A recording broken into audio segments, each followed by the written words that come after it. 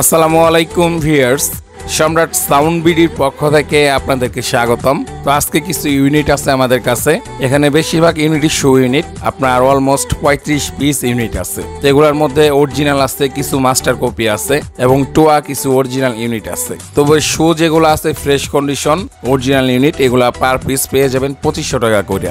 আর show এর মধ্যে আরেকটা ক্যাটাগরি আছে অরিজিনাল ইউনিট, আপনার ট্রান্সফরমারটা রিপেয়ারিং হয়েছে, কয়েল চেঞ্জ হয়েছে, ওগুলা পেয়ে যাবেন 2000 টাকা পিস।